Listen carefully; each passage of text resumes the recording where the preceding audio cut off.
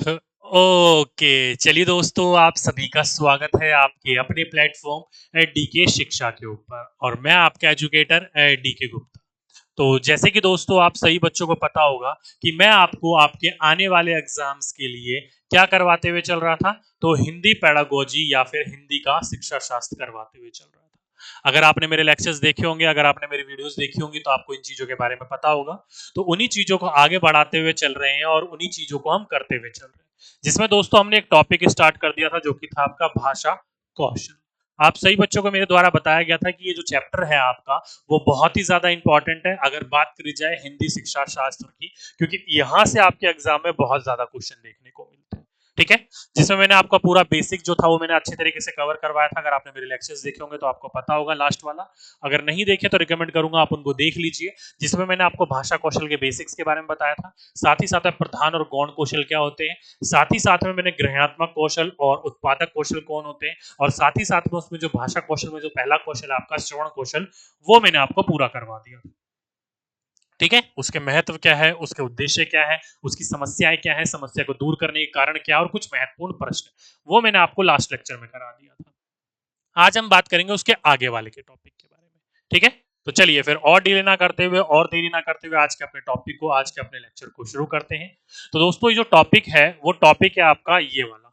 कौन सा टॉपिक है ये? तो ये टॉपिक नंबर 6 है। पहला भाषा अधिगम में वर्जन था, शिक्षण के सिद्धांत थे। फिर कार्य एवं इसके विकास में बोलने और सुनने की भूमिका थी। फिर अधिगम में व्याकरण की भूमिका थी। फिर भाषा विविधता की कक्षा कक्ष में समस्याएं थी। तो ये सारे के सारे टॉपिक हम वन बाय वन कवर कर चुके हैं और ये हमने शुरू कर दिए, जो कि आपका लेक्चर नंबर क्या है आज का? 2 है। इससे पहले मैंने लेक्चर 1 में मैंने आपको श्रवण कौशल अच्छे तरीके से पूरी तरीके से बता दिया था। ठीक है, हल्का सा रिकैप कर देता हूं जो कि सबसे इंपॉर्टेंट बिंदु था। पहला बिंदु कि भाषा कौशल जो है वो कितने प्रकार के होते हैं। तो दोस्तों भाषा कौशल में जो प्रमुख कौशल आते हैं वो 4 कौशल आते हैं, लेकिन उन चारों कौशलों को दो को भागों में बांटा गया है। कौन कौन से दो भागों में बांटा गया? तो ऐसे चार्ट बनाकर एक लिख लीजिए ग्रहणात्मक कौशल, जिसे आप घृणात्मक कौशल भी कहते हो। दूसरा लिख लीजिए अभिव्यंजनात्मक कौशल, जिसे आप उत्पादक कौशल या उत्पादन कौशल भी बोलते हो। अब इन्हीं के अंतर्गत जैसे घृणात्मक कौशल है, इसी के अंतर्गत दो को रखा गया। किन दो को रखा गया? तो पहला रखा गया श्रवण कौशल, जो कि हमने लास्ट लेक्चर में अच्छी तरीके से फिनिश कर लिया था। और दूसरा रखा है पठन या फिर वाचन कौशल, इसको रखा गया। तो ये दो आपके घृणात्मक या फिर ग्रहणात्मक कौशल के अंतर्गत आते हैं। और दूसरा उत्पादक कौशल के अंतर्गत आते हैं मौखिक और लेखन। अब इनको अभिव्यंजनात्मक या फिर उत्पादक कौशल या फिर ग्रहणात्मक कौशल क्यों कहा जाता है, तो इसको आप हल्का सा देख लीजिएगा लास्ट लेक्चर में, नहीं तो हल्का सा मैं आपको बता देता हूं। उत्पादक मतलब हम किसी चीज को उत्पाद करके बता रहे हो, तो वो मौखिक के द्वारा ही बताएंगे या लेखन के लिखकर ही बताएंगे, तभी इनको उत्पादक कौशल कहा जाता है।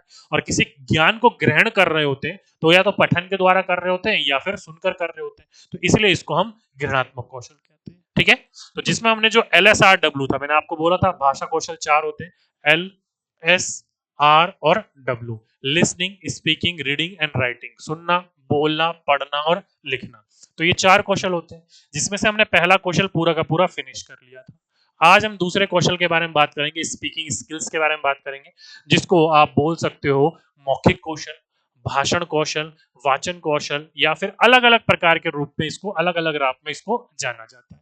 ठीक है, तो सभी के सही बच्चे आज लिख लीजिए, आज हम बात करेंगे इसके बारे में, मौखिक कौशल के बारे में, जो कि उत्पाद या फिर उत्पादक कौशल के अंतर्गत आता है। तो लिख लीजिए दोस्तों, पहला बिंदु सभी के सही बच्चे, मौखिक कौशल। अब देखो दोस्तों, मौखिक, आप सही बच्चों को पता है, जो कि चारों क्वेश्चन में जो सबसे ज्यादा इंपॉर्टेंट है वो तो सुनना है। क्या है? सुनना है। लेकिन वहीं पर ही देखा जाए तो बोलने का भी उतना ही महत्व है। क्यों? क्योंकि बिना बोले चीजों को हम कैसे बता पाएंगे, बिना बोले हम किसी चीज को कैसे समझा पाएंगे। क्यों? ये भी आपका एक महत्वपूर्ण रोल निभाता है। जैसे कि मैं आपको यहाँ पर शिक्षा दे रहा हूँ, आप शिक्षा ग्रहण कर रहे हो, तो आप एक तरीके से श्रोता हो और मैं आपका वक्ता हूँ, यानी कि मैं बोलकर चीजों को समझा रहा हूँ और आप चीजों को सुनकर समझने की कोशिश कर रहे हो। तो जितना सुनने का इंपॉर्टेंट है उतना ही बोलने का भी इंपॉर्टेंस है। ठीक है, इसलिए मौखिक कौशल देखा जाए तो यह भी एक महत्वपूर्ण कारक है अपने विचारों का आदान प्रदान करने के लिए, या फिर साथ ही साथ में अपने जो रुचि है, अपनी जो महत्वाकांक्षा है उसको अभिव्यक्त करने के लिए। ठीक है, तो सभी के सही बच्चे लिख लीजिए कि जब छात्र अपने विचारों एवं भाव को स्पष्ट रूप से प्रकट करने का प्रयास करता है तो उसे मौखिक कौशल या फिर भाषण कौशल का सहारा लेना पड़ता है। तो दोस्तों मैंने पहले ही बता दिया, इसी को मौखिक कौशल कहा जाता है, इसी को भाषण कौशल कहा जाता है, इसी को स्पीकिंग स्किल कहा जाता है। तो अलग अलग नाम से जाना जाता है। तो दोस्तों जब भी एक छात्र, जब भी एक व्यक्ति, जब भी एक जीव, मैंने क्या बोला, जो सार्थक हो, मनुष्य, वो अपने विचारों को, अपने भावों को स्पष्ट करने के लिए, बताने के लिए दूसरों के सामने प्रयास करेगा, तो वो किसका सहारा लेगा? तो वो भाषण कौशल या मौखिक का ही सहारा लेगा। ठीक है। तो देखो, भाषा कौशल सीधी सी बात है, एक ऐसा मौखिक कौशल है ये जो कि कोई भी इस्तेमाल कर सकता है, चाहे वो अनपढ़ हो, चाहे वो पढ़ा लिखा हो, हर कोई इसका इस्तेमाल कर सकता है। ये नहीं कह सकते कि पढ़ा लिखा ही करता अनपढ़ बोल ही नहीं पाएगा, नहीं दोस्तों, ये हर प्रकार का व्यक्ति जो है इस्तेमाल कर पाता है, इसलिए इसको प्रधान कौशल के अंतर्गत रखा जाता है। लास्ट लेक्चर में मैंने आपको बताया था अच्छे तरीके से, इसलिए कहा गया कि वो भाषण कौशल या फिर मौखिक कौशल का सहारा लेता है। भाषा कौशल के आधार पर ही उसकी अभिव्यक्ति का मूल्यांकन किया जाता है। अब देखो दोस्तों, कोई भी बच्चा, कोई भी व्यक्ति जिसका आप मूल्यांकन कर रहे हो, तो किस आधार पर करोगे? तो उसके बोलने के आधार पर ही करोगे ना। कई कई बार आपने देखा होगा कि कुछ व्यक्ति या कुछ लोग जो होते हैं, उनका जो व्यवहार होता है, बोलने का स्वभाव जो होता है, बहुत पसंद आता है, तो लोग बोलते हैं कितने अच्छे संस्कार है इसके। लेकिन कुछ लोगों का अलग अजीब सा लगता है। तो आप जो उसका मूल्यांकन कर रहे हो, वो कैसे कर रहे हो? तो भाषा कौशल के आधार पर उसका मूल्यांकन करने की कोशिश कर रहे हो। इसलिए कहा जाता है कि जब एक छात्र स्वस्वर एवं धारा प्रवाह रूप में बोलते हुए अपने विचारों को प्रस्तुत करता है, तो यह माना जाता है कि उसमें वाचन कौशल की योग्यता है, उसमें मौखिक कौशल की अच्छी योग्यता है। ओके, तो ध्यान रखिएगा इस बात को, इसी चीज को हम क्या कहते हैं? मौखिक कौशल कहते हैं। ओके, तो जब भी एक छात्र, जब भी एक व्यक्ति अच्छी तरीके से सही स्वरों का, अच्छी तरीके से लय ताल में, धारा प्रवाह में, सही तरीके से, सही क्रम में, सही उच्चारण में उसका इस्तेमाल करता है, उसको प्रयुक्त करता है अपने विचारों को प्रस्तुत करने के लिए, तो ये मान लिया जाता है दूसरे व्यक्तियों के द्वारा या सामने वाले के द्वारा कि इस व्यक्ति के अंतर्गत जो भाषण कौशल है वो काफी अच्छा है, उसकी योग्यता काफी अच्छी है। ओके, तो इसी प्रकार से इसको क्या कहा जाता है? मौखिक कौशल कहा जाता है। क्या कहा जाता है? मौखिक कौशल कहा जाता है। समझ गए सभी बच्चे? किसी प्रकार के किसी बच्चों को डाउट नहीं होगा कि मौखिक कौशल क्या होता है। चलिए आगे चलते हैं। तो मौखिक कौशल के क्या क्या महत्व है, देखो दोस्तों, उसी की तरह पढ़ेंगे। इसके महत्व क्या है, इसके उद्देश्य क्या है, समस्या क्या आती है और समस्या को दूर करने के चरण क्या क्या हो सकते हैं। तो पहले हम बात कर लेते हैं कि महत्व क्या क्या होते हैं। तो पहला लिखिए सभी के सही बच्चे कि मौखिक कौशल को महत्वपूर्ण माना जाता है। क्या बोला मैंने आपका? जैसे कि सभी कौशलों में जो सबसे प्रमुख कौशल है, महत्वपूर्ण कौशल है, वो श्रवण कौशल है, लेकिन मौखिक कौशल को भी आप कहीं पीछे नहीं छोड़ सकते। तो मौखिक कौशल भी क्या है? एक महत्वपूर्ण कौशल है, महत्वपूर्ण माना जाता है, क्योंकि भाषा की शिक्षा का आधार जो है वो क्या है? तो वाचन कौशल या मौखिक कौशल ही होता है। इसके महत्व को क्या है आपका? अलग अलग रूप में, अलिखित रूप में स्पष्ट किया जा सकता है। किस किस रूप में स्पष्ट किया जा सकता है, उसी के बारे में हम लोग बात करेंगे। देखिए पहला बिंदु लिखिए सभी के सही बच्चे कि दैनिक जीवन में सभी कार्य मौखिक कौशल के आधार पर ही संभव है। देखो दोस्तों, कोई सा भी कार्य ऐसा उठा लो आप, जिस कार्य में आप मौखिक का सहारा ना लो, बोलने का सहारा ना लो। रोजगार करोगे तो लेना पड़ेगा, पढ़ोगे तो लेना पड़ेगा, पढ़ाओगे तो लेना पड़ेगा, बातचीत करोगे तो लेना पड़ेगा, किसी सामान से किसी को लेना है तो लेना पड़ेगा। तो हर चीज में आपको मौखिक कौशल का सहारा लेना ही लेना पड़ेगा। इसलिए कहा जाता है कि रोजमर्रा की जिंदगी में, दैनिक जिंदगी में सभी कार्य के लिए मौखिक कौशल के आधार पर ही संभव है।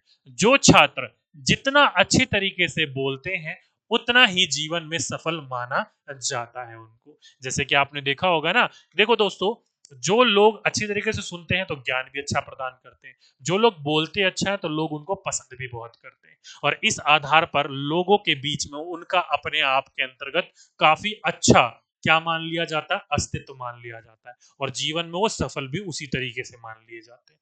फॉर एग्जाम्पल के रूप में, जैसे कि आपने एक गौतम बुद्ध की कहानी सुनी होगी, तो गौतम बुद्ध जो थे वो इतने मशहूर क्यों है?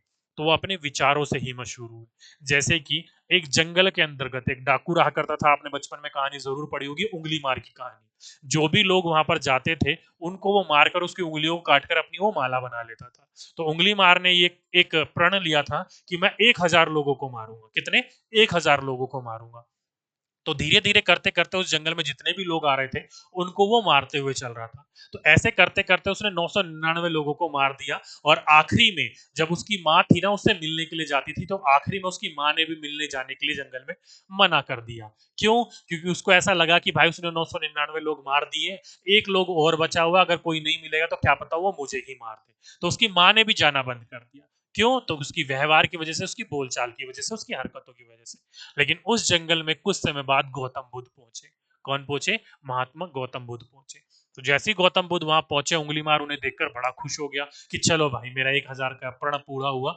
आज जाऊंगा और इसे मारकर इसकी उंगलियां अपने गले में लटका लूंगा। तो जैसे ही वो गौतम बुद्ध के पास जाता है उसको मारने के लिए, तो वैसे ही गौतम बुद्ध उनसे कुछ बातचीत करने शुरू कर देते हैं। कह रहा रुको, पहले मेरे एक सवाल का जवाब दो 10, फिर मुझे आप तुम मार लेना। तो बोला हाँ बोलो क्या बात है। तो गौतम बुद्ध बोलते हो कि तुम क्या करने वाले हो यहाँ पर। तो कह रहा मैं तुम्हें मारने के लिए आया हूँ। तो उसने बोला कि चलो ठीक है, इस पेड़ की टहनी से, इस पेड़ की जो डाल है इसकी एक टहनी तोड़कर मुझे दे दो, काट कर मुझे दे दो, फिर तुम मुझे मार देना। तो उसने बोला चलो ठीक। तो जैसे ही वो पेड़ की टहनी या डाल काट कर लाता है गौतम बुद्ध के लिए, तो वो मारने के लिए दौड़ता है उसको। तो लेकिन गौतम बुद्ध कहता चलो ठीक है, तुमने मुझे टहनी काट कर तो दे दी, अब इसे जोड़ दो वापस, तब मुझे आप मार लेना। तो उंगली मार कहता है अरे बेवकूफ हो गया क्या कि जो चीज एक बार काट दी गई, जिसको एक बार काट के हटा दिया गया, उसको तुम क्या दोबारा कैसे जोड़ सकते हो। तो गौतम बुद्ध उसको यही बोलने की कोशिश कर रहे थे कि जिस चीज को तुम जोड़ नहीं सकते तुम उस चीज को काटने का प्रयास क्यों कर रहे हो। बस उंगली मार इन्हीं विचारों के रूप में उनसे प्रसन्न हो गया और उनके नसमस्तक हो गया। तो वही बात कही गई है कि आपके बोल चाल कैसे हैं, उसी के रूप में आप बहुत ज्यादा मशहूर होगे, आप जीवन में सफल हो पाओगे। इसलिए कहा गया कि दैनिक जीवन में सभी कार्य मौखिक कौशल के आधार पर हो संभव है, और जो छात्र जितना अच्छी तरीके से बोलता है उतना ही जीवन में सफल माना जाता है। ठीक है, इसलिए इंपॉर्टेंट है। जैसे कि एक टीचर जो होता है उसके पास भले ही अपनी जो सब्जेक्ट है उसकी नॉलेज भले ही कम हो, लेकिन डिलीवर करने की, संप्रेषण करने की योग्यता बहुत अच्छी है ना, तो वो टीचर बहुत अच्छा माना जाता है और अपने अच्छी तरीके से वो कार्य करके आगे सफल भी हो जाता है। ओके, तो मौखिक कौशल आपके जीवन के लिए बहुत ज्यादा इंपॉर्टेंट है सफल होने के लिए। आगे चलते हैं।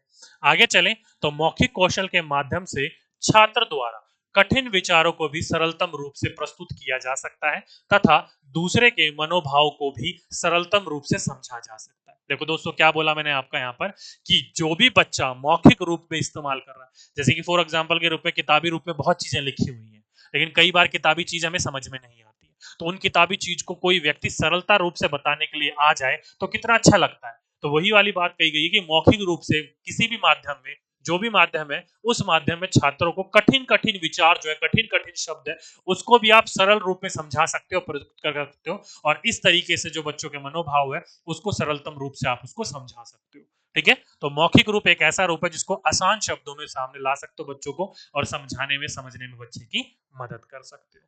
जैसे कि मौखिक कौशल के माध्यम से ही छात्रों का व्यक्तित्व विकसित होता है, क्योंकि वह प्रत्येक तथ्यों का प्रस्तुतिकरण सारपूर्ण एवं प्रभावी रूप से करने में सक्षम होते हैं। देखो दोस्तों, क्या बोला मैंने आपका, मौखिक कौशल के माध्यम से ही छात्रों का जो व्यक्तित्व है, छात्र की जो पर्सनैलिटी है, छात्र का जो व्यवहार है, वो विकसित होता है। कैसे? तो क्योंकि प्रत्येक तथ्य, किसी भी प्रकार का कोई भी तथ्य होगा, उसका जो प्रस्तुतिकरण करेगा, चाहे वो आपका भले ही बेढंग के रूप में करे, तो वो या तो सारपूर्ण करेगा, या फिर उसका प्रभावी रूप से करेगा, या फिर बेकार के तथ्य देने लगेगा। तो आप उसका यही अनुमान लगाओगे, अगर वो अच्छी भाषा में अच्छी तरीके से तथ्य का प्रस्तुत कर रहा है, तो आप उसको एक अच्छी पर्सनैलिटी वाला, अच्छा व्यक्तित्व वाला व्यक्ति मानोगे। लेकिन उसका कोई लॉजिक ही नहीं है, कोई तथ्य ही नहीं है, तो आप उसको कैसा मानोगे? सही प्रकार के व्यक्तित्व या सही प्रकार के पर्सनैलिटी वाला व्यक्तित्व नहीं मानोगे उसे। तो मौखिक रूप से ही ये पूरा का पूरा निर्भर करता है। तो मौखिक के माध्यम से ही छात्रों का क्या पता चलता है? व्यक्तित्व का पता चलता है, व्यक्तित्व को विकसित किया जा सकता है। ठीक, साथ ही साथ में मौखिक कौशल के माध्यम से ही बालकों के शब्द भंडार में वृद्धि होती है। अब देखो दोस्तों कि बच्चा जो है जितने ज्यादा बोलेगा, जितना ज्यादा बातचीत करेगा, उतने ज्यादा शब्दों का इस्तेमाल करेगा, और उतने ज्यादा शब्दों का इस्तेमाल करेगा तो उसके शब्दों में क्या होगी? वृद्धि होगी। क्या होगी? वृद्धि होगी। क्योंकि वाचन में अनेक प्रकार के नवीन शब्दों को बोलने का प्रयास करता है, इसी वजह से जो बच्चा है उसके शब्द भंडार में वृद्धि हो रही होती है। तो शब्द भंडार में किसी बच्चे की वृद्धि करनी है तो क्या करना है आपको? तो उससे ज्यादा मौखिक कौशल के लिए बातचीत करने का आपको अवसर देना पड़ेगा, माहौल प्रदान करना पड़ेगा, उसके लिए आपको अलग अलग अपॉर्चुनिटीज देनी पड़ेगी। तो ऐसा करोगे तो बच्चों के अंदर शब्द के भंडार की वृद्धि होगी, और जब शब्द भंडार की वृद्धि होगी तो मौखिक कौशल का भी उसका अच्छा होगा।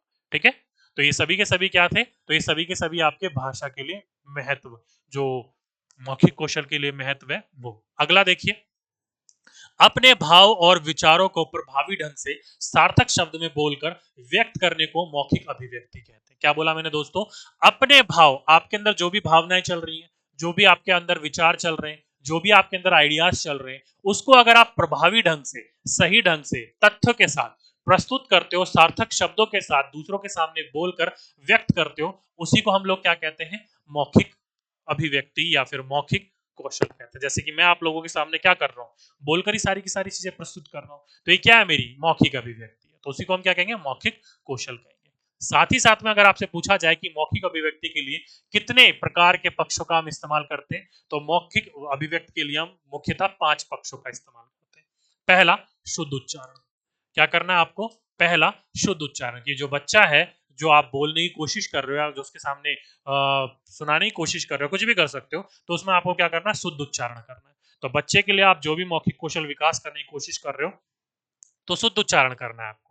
साथ ही साथ में जो भी बच्चा आपको बोलने के लिए कर रहा है, तो उसको निसंकोच भाव के रूप में, किसी भी बच्चे के अंदर झिझक नहीं होनी चाहिए, संकोच नहीं होना चाहिए, यार मैं बोलूंगा तो मेरी बेइज्जती ना हो जाए, मैं बोलूंगा तो कुछ ना हो जाए, ऐसा ना हो जाए, वैसा ना हो जाए, तो निसंकोच भाव व्यक्ति होनी चाहिए। अगर निसंकोच उसके अंदर भाव है, तो वो चीजों को अच्छी तरीके से सीख पाएगा और उन चीजों को बोलेगा, तो ज्यादा उसके अंतर्गत उसकी वृद्धि होगी। फॉर एग्जाम्पल के रूप में, जब आप बड़े होकर इंग्लिश सीखने जाते हो ना कोचिंग सेंटर वगैरह में, कई बच्चे जो होते हैं सामने यार बोलते हैं, यार मैं अगर इंग्लिश बोलूंगा उल्टी सीधी तो कहीं मेरी बेइज्जती ना हो जाए, तो उसके अंदर संकोच रहता है, तो वो बोलता नहीं है, तो सही तरीके से उसके अंतर्गत स्पीकिंग स्किल्स आती नहीं है। तो वही वाली बात है, निसंकोच होना चाहिए आपको इस चीज के लिए, चीजों को सीखने आए हो, गलती करना स्वाभाविक हिस्सा है। ठीक है, आगे है उचित गति और बलाघात तथा अनुपात के साथ। जो भी आप भाषा का इस्तेमाल कर रहे हो, उसके अंतर्गत उचित गति होनी चाहिए।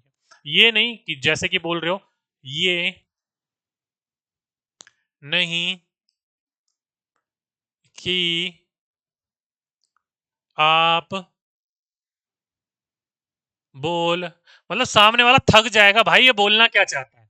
तो आपकी उचित गति होनी चाहिए, बोलने के साथ बलाघात होना चाहिए, अनुपात होना चाहिए। देखा हुआ है ना, कभी कभी किसी चीज पर हमें जोर देना होता है तो हम उसको थोड़ा तेज बोलते हैं, और किसी चीज को हमें दबाना होता है तो हम उसे सॉफ्ट बोलते हैं। तो उचित बलाघात के साथ, अनुपात के साथ और गति के साथ हम चीजों को बोलना चाहिए। साथ ही साथ में उचित हाव भाव के साथ। उचित हाव भाव कहने का तात्पर्य यहाँ पर यह कि जो भी चीज हम प्रस्तुत करने वाले हैं, जैसे कविता, तो कैसे हम प्रस्तुत करते हैं, गायन के रूप में, हाव भाव के रूप में प्रस्तुत करते हैं, तो उचित हाव भाव के साथ में प्रदान करना चाहिए, और साथ ही साथ में उसकी क्रमबद्धता के अनुसार।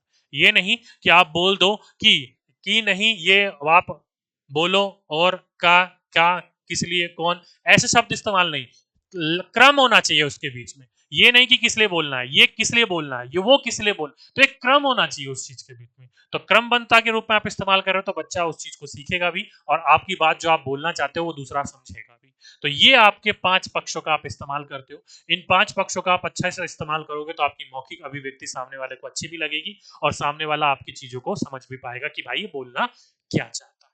ओके, इंपॉर्टेंट है, ध्यान रखिएगा, पूछा जाएगा तो आपको पता होना चाहिए। अगला बिंदु, मौखिक अभिव्यक्ति के अनौपचारिक और औपचारिक 2 रूप होते हैं। अब देखो दोस्तों, आपने अलग अलग बारे में पढ़ा होगा, फॉर्मल और इनफॉर्मल को, तो वैसे ही मौखिक में भी 2 प्रकार के देखने को मिलते हैं, एक अनौपचारिक और दूसरा औपचारिक।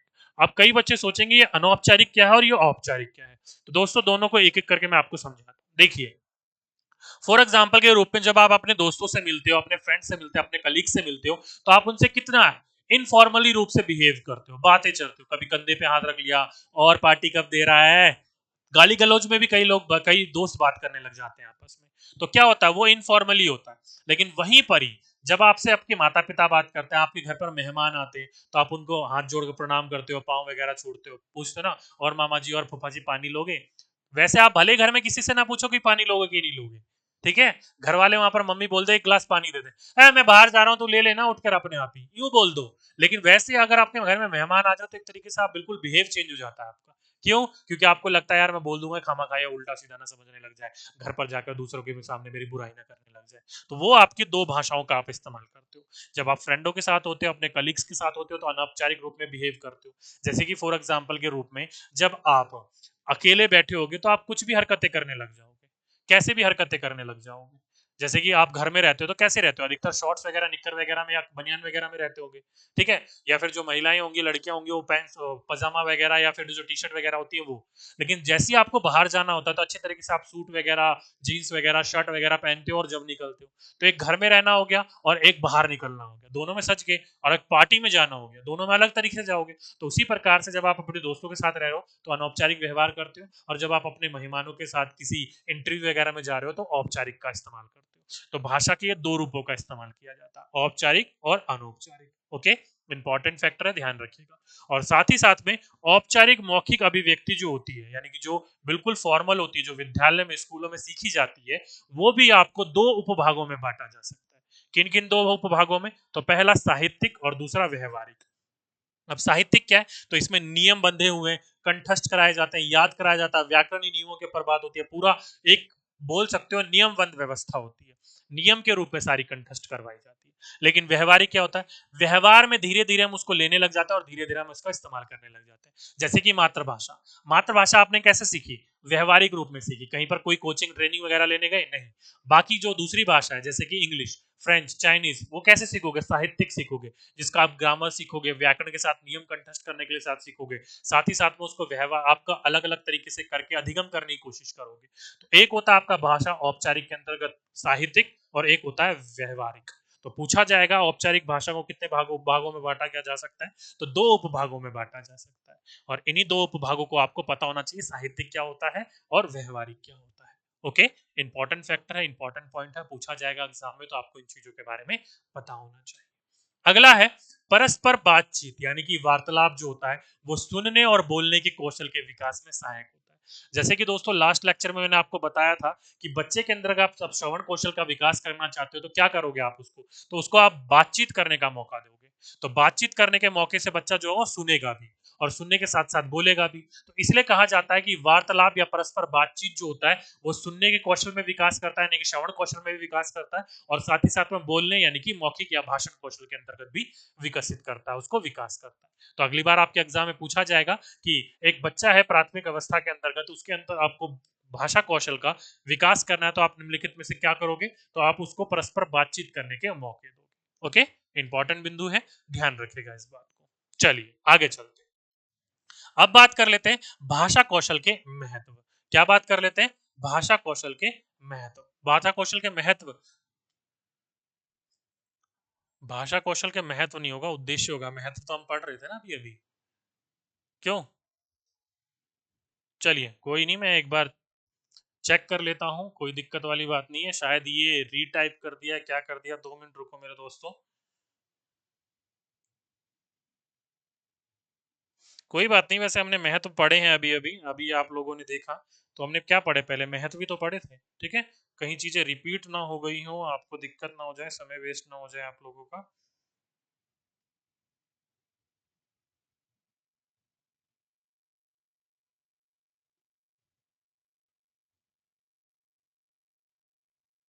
बिल्कुल, महत्व हमने अभी अभी पढ़ लिया दोस्तों। तो इसको आप क्या लिख लीजिए? उद्देश्य लिख लीजिए। क्या लिख लीजिए? उद्देश्य।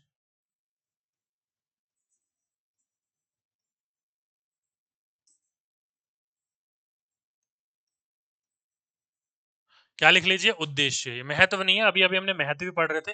अब हम पढ़ रहे हैं मौखिक कौशल के उद्देश्य, ठीक है। महत्व हमने पढ़ लिया, अब पढ़ेंगे उद्देश्य। चलिए आगे चलते, आगे चलें। तो दोस्तों ध्यान रखिए, छात्रों में अपने भाव एवं विचारों को प्रभावी ढंग से प्रस्तुतिकरण की योग्यता का विकास करना, जिससे कि वह सभी तथ्यों का सारपूर्ण प्रस्तुतिकरण कर सके। क्या बोला मैंने दोस्तों? जो भी छात्र है, जो भी व्यक्ति है, उसको क्या करना है? तो उसको अपना जो भी उसके भाव है, जो भी उसके विचार है, उसको प्रभावी ढंग से प्रस्तुत करने की जो योग्यता होती है वो कैसे आएगी? मौखिक कौशल से आएगी। और जो भी वो तथ्य लाना चाहता है आपके सामने, वो कैसा होना चाहिए? एक सारपूर्ण होना चाहिए जिसमें कोई तथ्य हो, कोई चिंतन मनन हो, ये नहीं कि कुछ भी बोल दिया। तो पहला बिंदु आपका महत्व उद्देश्य ये है भाषा कौशल का, मौखिक कौशल में, कि छात्र जो भी उसका भाव है, जो भी विचार है, वो आपको प्रभावी ढंग से आपके सामने प्रस्तुत कर सके। क्या कर सके? प्रभावी ढंग से प्रस्तुत कर सके, जिसके पीछे कोई लॉजिक हो, जिसके पीछे कोई सारपूर्ण तथ्य हो, ये नहीं कुछ भी ला दिया। तो पहला उद्देश्य ये है इसका। दूसरा उद्देश्य है कि भाषा कौशल के उद्देश्य क्या है आपके? भाषा कौशल के उद्देश्य छात्रों में क्या है? छात्रों में आपके क्रमिक रूप से तथा धारा प्रवाह रूप में बोलने की क्षमता विकसित करना। मैंने क्या बोला दोस्तों? भाषा कौशल या फिर भाषण कौशल का उद्देश्य छात्रों में क्रमिक रूप से, अब क्रमिक रूप क्या है आप सही बच्चों को पता होगा। मैंने अभी अभी आपको बोला कि भाषा जो होती है मौखिक रूप में, उसको दो उपभागों में बांटा जा सकता है औपचारिक को। एक होता है साहित्यिक, होता है व्यवहारिक। तो उसको क्रमिक रूप में और साथ ही साथ में धारा प्रवाह के रूप में, धारा प्रवाह एक क्रम में, एक लयबद्धता में, एक उसका क्रम बनता है, जो उस रूप में बोलने की क्षमता का विकसित करना, जिससे विभिन्न जो वाचिक प्रकरण है उसके, वो उसमें अपनी दक्षता को प्रदर्शन कर सके, उसमें अपने आप को प्रस्तुत कर सके, उसमें सारी की सारी चीजों को सीख सके। उसी का ही मौखिक अभिव्यक्ति का एक उद्देश्य। तो पहला उद्देश्य क्या हुआ? प्रभावी ढंग से प्रस्तुत करने का। और दूसरा उद्देश्य क्या हुआ? सही प्रकार की क्रमिक रूप से और धारा प्रवाह रूप से बोलने की क्षमता का विकसित करना। ये दो इंपॉर्टेंट उद्देश्य हुए किसके? मौखिक अभिव्यक्ति के। आगे बात करी जाए तो अगला है छात्रों में जो संकोच एवं झिझक होती है, उसको दूर करके आत्मविश्वास की भावना जागृत करना, तथा जिससे भाषा के अनेक प्रकरणों पर धारा प्रवाह रूप में आत्मविश्वास के साथ बोल सके। मैंने क्या बोला? तीसरा आपका उद्देश्य है भाषा कौशल का में मौखिक कौशल का, कि बच्चों के अंदर जो भी संकोच है, बच्चों के अंतर्गत जो भी झिझक है, चीजों को सीखते समय, चीजों को बोलते समय, उसको झिझक को दूर करना है और बच्चों के अंतर्गत सेल्फ कॉन्फिडेंस, आत्मविश्वास लाने की कोशिश करनी है आपको, जिसके कारण जो बच्चा भाषा इस्तेमाल कर रहा है उसके अलग अलग प्रकार के क्रमों को, अलग अलग प्रकार के रूपों को इस्तेमाल कर सके और सही तरीके से रूप का इस्तेमाल करके वो अपने अंतर्गत आत्मविश्वास का जागृत कर सके और उसको ला सके। ये है आपका तीसरा सबसे महत्वपूर्ण उद्देश्य, जो कि एग्जाम में बहुत बार पूछा जा चुका है। अगला है छात्रों में प्रसंग अनुसार, क्या मैंने बोला आपका? छात्रों में जो भी आप मुहावरे हो गए, लोकोक्तियां हो गई, के प्रयोग की क्षमता विकसित करना, जिससे वह अपने प्रस्तुतिकरण को क्या कर सके? प्रभाव उत्पादक बना सके। देखो दोस्तों, आप सभी बच्चों ने देखा होगा, जो बच्चे होते हैं मुहावरे हो गया, लोकोक्तियां होगी, पहेलियां होगी, इन चीजों से भागने की कोशिश करते हैं। क्यों? क्योंकि बच्चे कहते हैं यार क्या है ये, कैसे कैसे एक ही जैसे लग रहे हैं सारे के सारे।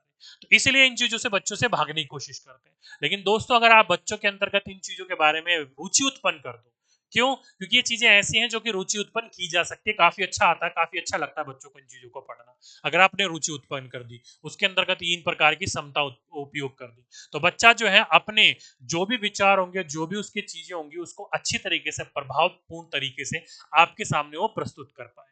और यही मेन रीजन है मौखिक का, यही मेन उद्देश्य है कि अपने जो भाव है, अपने विचार है, वो सही ढंग से आपके सामने उस चीज को प्रस्तुत कर सके। ठीक है? तो ये कुछ इंपॉर्टेंट उद्देश्य हैं इसके, अगर एग्जाम में पूछे जाएंगे तो आपको इन चीजों के बारे में पता होना चाहिए। लेकिन दोस्तों, महत्व और उद्देश्य के साथ साथ इसकी कुछ समस्याएं भी हैं। अब वो समस्याएं क्या क्या है वो भी आपको पता होने चाहिए, कि भाषण कौशल या फिर मौखिक कौशल संबंधित कौन कौन सी समस्या हो सकती है।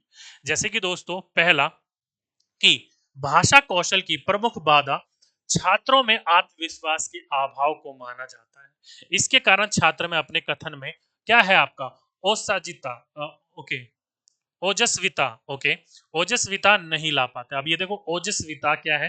अब कई बच्चे सोचेंगे यार ये कैसा शब्द है, काफी कठिन सा शब्द है। कहने का देखो दोस्तों, जोड़ने की कोशिश करो। भाषण कौशल की प्रमुख बाधा छात्रों में आत्मविश्वास के अभाव को माना जाता है।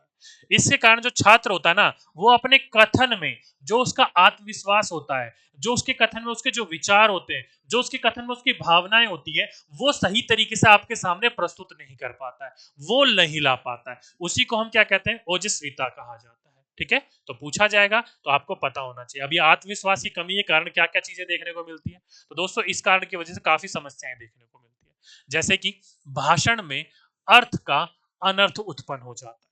क्या बोला मैंने आपका? बोलना चाहता था वो बच्चा कुछ, वो व्यक्ति कुछ, लेकिन उसके अंदर जो कमी देखने को मिली, जो उसका अंतर्गत आत्मविश्वास देखने को कम देखने को मिला, जो उसके अंदर झिझक देखने को मिली, उसकी वजह से जो अर्थ बताना चाहता था उसका अनर्थ हो गया। जैसे कि आपने एक मूवी देखी होगी, थ्री इडियट्स। तो उसमें क्या कर देता है, वो अलग अलग प्रकार की चीजों के शब्दों को बदल देता है। तो शब्दों को बदलने के कारण जो अर्थ का अनर्थ निकल के आया सामने, जो मंत्री पहले फूट फूट कर हंस रहा था, बाद में उसी मंत्री को उस चीज के बारे में अफसोस हो जाता है और उठ के भाग जाता है वहां से। तो वही वाली बात है, इस संकोच के कारण, इस आत्मविश्वास की कमी के कारण जो बच्चा होता है उसके भाषण में जो अर्थ निकलने होते हैं उसका अर्थ का अनर्थ हो जाता है, और जिसके कारण जो भाषण का सार्थकता तथा एवं प्रभावशीलता होती है वो पूरा का पूरा समाप्त हो जाती है। उस चीज के बारे में कोई कारण ही नहीं रह पाता। जिस बच्चे के कारण बच्चे का जो मौखिक कौशल होता है, जो बच्चे का मौखिक विकास होता है, वो थम भी सकता है और या फिर वो धीमी गति में आ सकता है। ठीक है। साथ ही साथ में छात्र अपने भाषण में क्या है, आपका दो पूर्ण वाक्यों का प्रयोग करते हैं जिनमें कर्ता, क्रिया, क्रम एवं विशेषण को उचित स्थान नहीं मिलता। इससे भाषण कौशल दोषपूर्ण हो जाता है। देखो दोस्तों, जब भी आप शब्दों का इस्तेमाल कर रहे हो तो शब्दों का इस्तेमाल करते समय जो भी करता है, काम करने आपका करता, क्रिया है जो भी किया जा रहा है, क्रम है करने वाला, विशेषण है जो उसकी विशेषता है, उसको उचित स्थान पर रखना चाहिए। फॉर एग्जाम्पल के रूप में देखिए कि जैसे कि मेरा नाम दीपक है, तारीफ मत समझिएगा, समझने की कोशिश करिएगा। जैसे कि मेरा नाम दीपक है और मैं बहुत अच्छा लड़का हूं। तो यहां पर मैंने देखो दोस्तों सभी चीजों को, संज्ञा, क्रम, कर्ता, क्रिया और विशेषण सब एक जगह रखा, लेकिन मैं वहीं पर इसको अटपटा कर दूं। जैसे कि मेरा काम दीपक बहुत किया अच्छा, मतलब आगे पीछे कर दूं तो इन चीजों के बाद में जो उचित स्थान होगा वो नहीं मिलेगा, तो जिस वजह से जो भाषण कौशल होगा वो दोषपूर्ण हो जाएगा, सही तरीके से चीजें नहीं हो पाएंगी उसका। ठीक है। तो उसका भी जो क्रम होना चाहिए, उसका भी जो लय होना चाहिए वो सही स्थान पर होना चाहिए। ठीक है। साथ ही साथ में भाषण में प्रकरण एवं विधा की आवश्यकताओं के अनुसार भाव एवं लाइव का अभाव भी भाषण को दोषपूर्ण बना देता है तथा भाषण प्रभावहीन हो जाती है।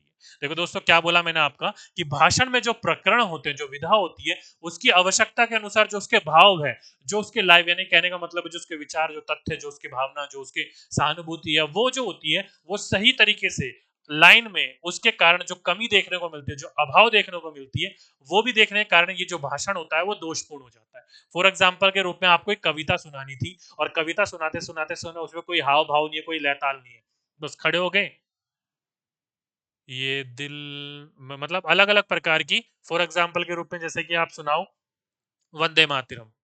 तो वंदे मातरम आपने देखा था जो गाया गया था, कितना अच्छा सुनने में लगता था, झंडा वगैरह देखते थे कितना मन में एकदम उत्साह आ जाती है। वहीं पर ही आप खड़े हो जाओ और गाने लग जाओ वंदे मातरम, तो अजीब सा लगेगा। तो उसके अंतर्गत भावनाएं होनी चाहिए, उसके अंतर्गत लय ताल होना चाहिए, उसके अंदर लाइव होना चाहिए। अगर ये सारी की सारी चीजें होंगी तो अच्छा लगता है और साथ ही साथ में सीखने सिखाने में मदद मिलती है। अगर नहीं होता तो दोषपूर्ण हो जाता है, प्रभावहीन हो जाता है, जिस कारण की वजह से मौखिक कौशल के अंतर्गत कमियां देखने को मिलती है, समस्याएं देखने को मिलती है। ओके, इंपॉर्टेंट है फैक्टर, ध्यान रखिएगा, पूछा जाएगा तो आपको इस चीज के बारे में पता होना चाहिए। तो ये तो होगी सारे के भाई समस्याएं। अब इन समस्याओं का समाधान क्या है? समस्या तो हमें पता चल गई, लेकिन समस्याओं का समाधान क्या है? तो समस्या है तो समस्या का समाधान भी होगा। क्या है समस्या का समाधान? तो ध्यान रखिएगा, मौखिक कौशल के विकास में भाषा शिक्षक एवं विद्यालय व्यवस्थाओं की महत्वपूर्ण भूमिका होती है। देखो दोस्तों, यहाँ पर भाषा कौशल के अंतर्गत केवल ये नहीं बोल सकते कि घर वालों का काम है, केवल टीचर का काम है या विद्यालय का। नहीं दोस्तों, सबका एक तालमेल है। टीचर का भी उतना ही रोल है जितना स्कूल का है, स्कूल का भी उतना ही रोल है जितना टीचर का है, टीचर का भी उतना ही रोल है जितना पेरेंट्स का है, पेरेंट्स का भी उतना ही रोल है जितना स्कूल और टीचर का है। तो सभी का एक तालमेल होना चाहिए, इनकी एक महत्वपूर्ण भूमिका होती है और बच्चे का मौखिक विकास करने में बहुत ज्यादा रोल इंपॉर्टेंट निभाती है। कैसे? देखिए, पहला, शिक्षक को भाषण कौशल या मौखिक कौशल के विकास हेतु बालक में आत्मविश्वास की भावना विकसित करनी चाहिए तथा उसके संकोच को समाप्त करना चाहिए। तो जो भी बच्चे के अंदर झिझक है, जो भी बच्चे के अंदर संकोच है, जो भी बच्चे के अंदर उस प्रति जो नकारात्मक व्यवहार है, पहले आप उसको पहचानिए और उस पहचान करने के बाद उसकी जो कमियां है उसको दूर करिए और बच्चे के अंतर्गत आत्मविश्वास लाइए। जब भी बच्चे के अंदर आत्मविश्वास, फॉर एग्जाम्पल के रूप में एक बच्चे को पता है मैं अगर आपके सामने बोलूंगा तो आप कहीं ना कहीं उसको डांटोगे, फटकारोगे या फिर दंड देने की कोशिश करोगे, तो बच्चा आपके सामने प्रस्तुति नहीं करेगा चीजों को। लेकिन अगर बच्चे के अंतर्गत ये आत्मविश्वास है, मैं बोलूंगा तो टीचर मुझे समझाएंगे, लेकिन कुछ करेंगे नहीं, डांटेंगे फटकारेंगे नहीं, मुझे दंड नहीं देंगे, तो टीचर के सामने वो बच्चा बोलेगा। तो आत्मविश्वास में लेकर आओ बच्चों को, उनके अंतर्गत कॉन्फिडेंस बढ़ाओ। अगर आपने बढ़ा दी तो बच्चा बेझिझक आपके सामने मौखिक कौशल का ज्यादा से ज्यादा इस्तेमाल करेगा। साथ ही साथ में छात्रों को शिक्षक द्वारा उसके भाषण को सकारात्मक रूप में स्वीकार करना चाहिए तथा उनकी त्रुटियों को दूर करने में क्या है, आत्मीय व्यवहार का सहारा लेना चाहिए। देखो देखो दोस्तों, मैंने अभी अभी आपको बताया कि जब एक बच्चे को यह आत्मविश्वास होगा कि भाई मैं कुछ भी बोलूंगा तो मेरा जो टीचर है मेरी कमियों को मुझे बताएगा, लेकिन मुझे डांटेगा फटकारेगा नहीं, मुझे दंड नहीं देगा, मुझे क्लास से बाहर नहीं करेगा या अलग अलग प्रकार के नकारात्मक व्यवहार नहीं करेगा। जब एक बच्चे को ये कॉन्फिडेंस हो जाता है तो बच्चा अपनी बात को आपके सामने प्रस्तुत करता है, बेझिझक प्रस्तुत करेगा। तो बच्चे के अंदर अगर सकारात्मक ये रूप है, सकारात्मक ये सोच है आपके लिए, तो आपके सामने वो प्रस्तुत करेगा। अब ये सकारात्मक सोच कैसे उत्पन्न होगी, तो वो टीचर के बदौलत उत्पन्न होगी। आने वाले भविष्य के आप शिक्षक हो, आपके द्वारा ही ये प्रस्तुत होगी। अगर बच्चों के सामने अपने आप को आपने नेगेटिव बिहेव में ला रखा है तो बच्चा आपके सामने कभी प्रस्तुत करेगा ही नहीं। तो इन चीजों का बड़ा आपको ध्यान रखना है, ठीक है। साथ ही साथ में शिक्षक द्वारा छात्रों को भाषण संबंधित प्रतियोगिताओं में भाग लेने के लिए प्रेरित करना चाहिए तथा समय समय पर उनके पृष्ठ जो आपके पोषण प्रदान करना चाहिए। तो को दोस्तों क्या बोला गया, जो अलग अलग प्रकार के मौखिक संबंधित प्रतियोगिताएं होती हैं, जो भाषण संबंधित प्रतियोगिताएं होती है, देखा होगा आपने, छोटे छोटे भाषणों का आपका आयोजन किया जाता है अलग अलग बच्चों से, चाहे वो कविता के रूप में, कहानी के रूप में या अलग अलग प्रकार के किसी भी चीज के रूप में स्कूल में देखने को मिलती है। वो आपको समय समय पर करना चाहिए। और वो करते समय केवल ये नहीं कि बच्चा आया और बोलकर चला गया, नहीं, एज ए टीचर के रूप में आपका ये कर्तव्य है कि आप वहां पर देखिए कि बच्चे ने क्या क्या अच्छा करा और क्या क्या कमी है। और कमी आप इसको गिनाने सुनाने मत लग जाइए, कमी को आप एज ए नोट डाउन करके आप उस कमी को पहचान कर उस कमी को दूर करने का कार्य करिए। अगर आप ऐसा करोगे तो बच्चों के अंतर्गत मौखिक विकास भी बहुत ज्यादा देखने को मिलेगा, ठीक है। और साथ ही साथ में छात्रों को भाषण में एक ही शब्द जैसे मतलब तथा एक ही वाक्य के प्रयोग को बार बार करने से जिससे भाषण को प्रभाव उत्पादक बनाया जा सके। जैसे कि फॉर एग्जाम्पल के रूप में आप देखते हो कि जब भी मैं आपको पढ़ाता हूं तो मैं एक शब्द बोलता हूं फॉर एग्जाम्पल के रूप में, तो वहां पर मैं आपको एक एग्जाम्पल देता हूं। जैसे आप बच्चों को बोल सकते हो कि इसका ये है तथ्य है, मतलब आप इसको ऐसे भी कर सकते हो, या मतलब हो गया, फॉर एग्जाम्पल हो गया, उदाहरण हो गया, या फिर आपकी तरह कुछ भी शब्द हो सकते हैं, उनका आप ज्यादा से ज्यादा इस्तेमाल कर सकते हो, बच्चों को उसके प्रति उदाहरण दे सकते हो। और ऐसे करके जो भी आप भाषण का इस्तेमाल कर रहे हो उसको प्रभाव उत्पादक बना सकते हो, मतलब एक अच्छा बना सकते हो, प्रभावपूर्ण बना सकते हो, बच्चों की योग्यता के अनुसार, बच्चों की क्षमता के अनुसार, बच्चों की रुचि के अनुसार उसको बना सकते हो। उसी को हम क्या कहते हैं, प्रभाव उत्पादक कहते हैं, ठीक है। तो ऐसे शब्दों का आपको इस्तेमाल करना चाहिए, ऐसे वाक्यों का आपको इस्तेमाल करना चाहिए, ठीक है। तो अगर इन चीजों का आप इस्तेमाल करोगे तो भाषा शिक्षण के अंतर्गत, मौखिक कौशल के अंतर्गत जितनी प्रकार की समस्या आएंगी उन समस्याओं का आप समाधान कर सकते हो, निवारण कर सकते हो, ठीक। उम्मीद करता हूं ये सारी की सारी चीजें आपको समझ में आ गई होंगी, किसी भी प्रकार के यहाँ तक किसी भी बच्चों को कोई डाउट नहीं रहा होगा, ठीक है। चलिए, अब यहाँ से आपके एग्जाम में क्वेश्चन कैसे पूछे जाते हैं उन क्वेश्चनों को लगाने की कोशिश करते हैं। तो पहला क्वेश्चन ये रहा आपकी स्क्रीन के ऊपर, बोला गया है कि मौखिक अभिव्यक्ति से संबंधित है। तो मौखिक अभिव्यक्ति से क्या संबंधित है, वाद विवाद, अधूरी कहानी को पूरा लिखना, या फिर नोटिस बोर्ड पर विज्ञापन पढ़ना, या पत्र लेखन। तो सीधी सीधी सीधा वाद विवाद। जब भी आप बच्चों से परस्पर बातचीत करने का मौका देते हो तो वाद विवाद कर रहा है बच्चा, आपकी बात सामने वाले को बोलेगा, सामने वाली बात आपको बोलेगा, तो आप वाद विवाद कर रहे हो। तो वाद विवाद क्या है, मौखिक अभिव्यक्ति का ही एक रूप है, संबंधित है उससे। तो option number A is the right answer. जिस जिस बच्चों ने ए लगाया बच्चों ने बिल्कुल करेक्ट आंसर लगाया, ठीक है। आगे चलते हैं। आगे बोला है कि प्राथमिक स्तर पर कौन सी गतिविधि बच्चों की मौखिक अभिव्यक्ति के विकास में सबसे कम प्रभावी है। देखो दोस्तों, सबसे कम प्रभावी बोला गया है, इस बात का ध्यान रखिएगा। पहला, घटना का वर्णन करना हो सकता है। चलिए, कहानी का शब्दांश दोहराना। तो देखो दोस्तों, अगला है कहानी को अपनी भाषा में, ये तो सबसे ज्यादा इंपॉर्टेंट है। कोई भी कहानी आपने सुनाई है बच्चों को अपने शब्द में बोलने के लिए बोलो तो ये अच्छा है। चित्र दिखाकर कहानी कहलवाना, ये भी इंपॉर्टेंट है कि चित्र दिखा दी और बच्चों को अपने शब्दों में बोलने की कोशिश करें। तो ये तो दोनों बिल्कुल इंपॉर्टेंट है। बच गया आपका घटना का वर्णन करना, जब बच्चा घटना का वर्णन करेगा तो अपने शब्दों में करेगा, तो ये भी इंपॉर्टेंट है मौखिक के लिए। लेकिन आपने जो कहानी सुनाई उस कहानी को सुनने के बाद बच्चों को बोला गया उसको रिपीट करो, तो ये कम महत्वपूर्ण है। इसमें क्या करा, बच्चों को कहानी कहानी सुनाई, उस कहानी को रिपीट करने के लिए बोला तो बच्चा कॉपी कर देगा, आपको अनुकरण कर रहा है। तो इस हिसाब से ऑप्शन नंबर सेकंड, जिस जिस बच्चों ने इसका ऑप्शन नंबर सेकंड लगाया वो सभी के सही बच्चों ने बिल्कुल करेक्ट और राइट आंसर लगाया। ठीक, चलिए आगे चलते। आगे बोला है कि निम्न में से किस विधि द्वारा विद्यार्थियों को मौखिक अभिव्यक्ति में पोषित किया जा सकता है? तो किसके द्वारा किया जा सकता है? प्रश्नोत्तरी द्वारा, वाक्य रचना द्वारा, कहानी लेखन द्वारा या चित्र निर्माण द्वारा। तो देखो दोस्तों, सीधी सीधी सी बात है, जिसमें मौखिक अभिव्यक्ति का इस्तेमाल हो रहा है, वाक्य रचना यानी कि लिखित हो गया, कहानी लेखन हो गया, लिखित हो गया, चित्र निर्माण हो गया, लिखित हो गया। ऑप्शन एक ही बचा, प्रश्नोत्तरी द्वारा। प्रश्नोत्तरी आपसे पूछा जाएगा, आप उससे रिपीट करोगे, आप उसका उत्तर दोगे, तो मौखिक कौशल का विकास हो रहा है। तो option number A first is the right answer. जिस जिस बच्चों ने फर्स्ट लगाया वो बच्चों ने बिल्कुल सही आंसर लगाया। ठीक है, आगे क्वेश्चन पे चलते हैं। आगे बोला है कि भाषा शिक्षण में बोलने की भूमिका है। तो भाषा शिक्षण में बोलने की भूमिका क्या है? अपनी बात को सिद्ध करना, अपने विचारों को प्रभावपूर्ण अभिव्यक्त करना, अपनी बात का क्या है, मनवाना, या फिर अपने पक्ष को लेकर वाद विवाद करना। तो सीधी सी बात है, अपने विचारों को प्रभावपूर्ण, क्योंकि प्रभावपूर्ण ही तो अभिव्यक्त करने की बात है, एक लय ताल में, एक सही अर्थ में, एक सही तथ्य में हमें प्रस्तुत करना होता है। तो ऑप्शन नंबर सेकंड, अपने विचारों को प्रभावपूर्ण अभिव्यक्त करने में। तो ऑप्शन नंबर सेकंड जिस जिस बच्चों ने लगाया, बच्चों ने बिल्कुल करेक्ट और बिल्कुल राइट आंसर लगाया। ठीक है, नेक्स्ट क्वेश्चन पर चलते हैं। मौखिक अभिव्यक्ति व्याकरण के द्वारा। तो मौखिक अभिव्यक्ति व्याकरण के द्वारा क्या होता है? स्पष्ट हो जाती है, व्यवस्थित हो जाती है, प्रभावपूर्ण हो जाती है, फिर उपयुक्त सभी। तो आप सही बच्चों को पता है कि व्याकरणों का निर्माण किस, व्याकरण का इस्तेमाल क्यों किया जाता है? पहले बच्चा भाषा सीखता था, उसके बाद व्याकरण सीखता है। किस लिए? शुद्धता के लिए, स्पष्टता के लिए, साथ ही साथ में उसको अलग अलग प्रकार की चीजों को सीखने के लिए। तो स्पष्ट के लिए बिल्कुल सही है, व्यवस्थित के लिए बिल्कुल ठीक है, प्रभावपूर्ण के लिए बिल्कुल ठीक है, यानी कि उपयुक्त सभी। तो जिस जिस बच्चों ने ऑप्शन नंबर 4 लगाया वो सभी के सही बच्चों ने बिल्कुल करेक्ट और बिल्कुल राइट आंसर लगाया। ठीक है, तो ये तो व्याकरण शिक्षण के अंतर्गत आ गया था। लास्ट टॉपिक मैंने आपको पढ़ाया ही था, अगर आपने देखा होगा तो आपको पता होगा कि भाषा अधिगम के अंदर व्याकरण की क्या भूमिका होती है, उसका एक क्वेश्चन था। कोई बात नहीं, यहाँ क्वेश्चन डाल दिया गया था मौखिक अभिव्यक्ति से, तो आपको पता होना चाहिए इस चीज के बारे में। तो option number 4 is the right answer. ठीक है, चलिए, तो ये था दोस्तों आज का अपना हिंदी